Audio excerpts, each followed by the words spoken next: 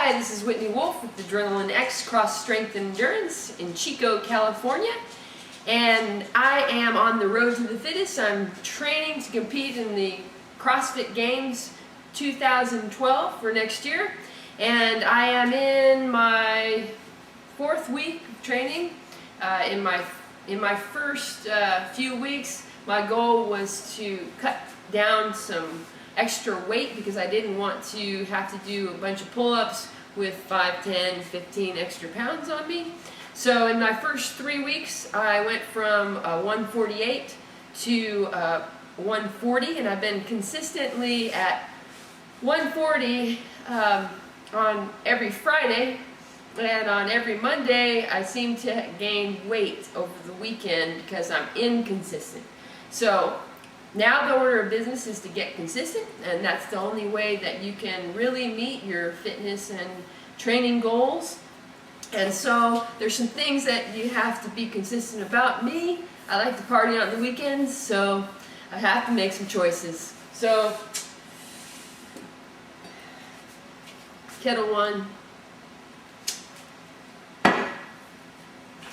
have to replace it for kettlebell. Okay.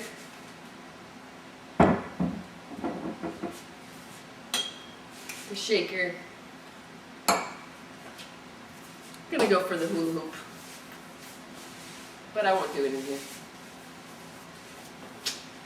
And then good old beer. Roxy, will you come here for a second? Come here, Roxy. That's my dog. She won't come, but if she did come, maybe you could take the dog for a walk instead of having beer.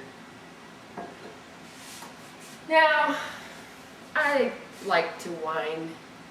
Maybe I'll do a little bit more whining than wine, but a couple glasses I think I'm gonna keep. So consistency is the key. So if you're going up and down on the weekends or on your rest days, never gonna make it. Gonna have to, if you're a routine person, you're gonna have to develop a routine on the weekends. And if you're not, if you're a person that, if you have a day off and you take it too far, you're gonna have to not have a day off anymore. So we're gonna try to be consistent. Consistency is the key. I have a few more pounds that I'd like to lose, a few more extra body fat, and it's in the form of about 5 pounds. So thank you for joining me on the road to the fittest. That's the update.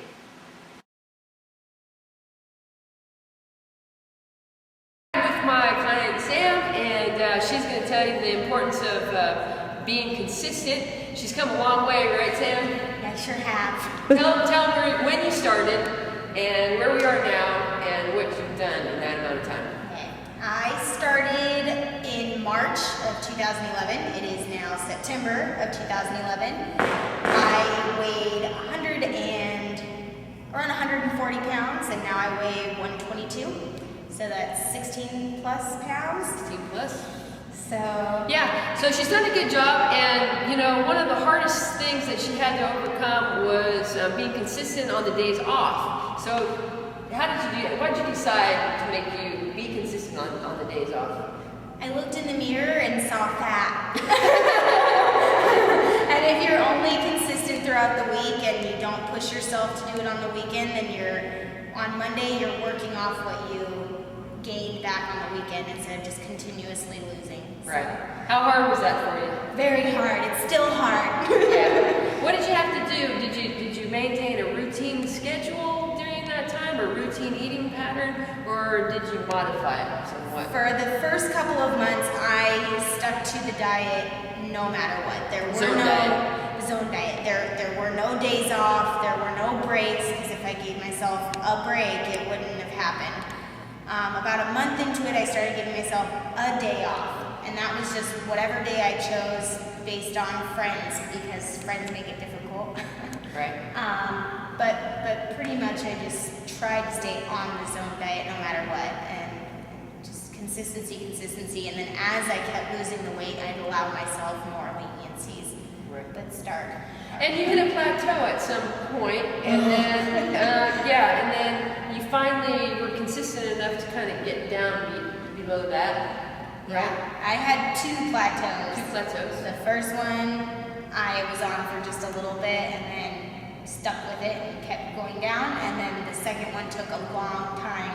I was on that plateau for a month and a half, 2 months, and finally I just got back down. Right. So it takes consistency. It takes, consistency through those plateaus. You might experience those plateaus, but if you can be like Sam, you can do it. Thanks for following us on the road to the fitness.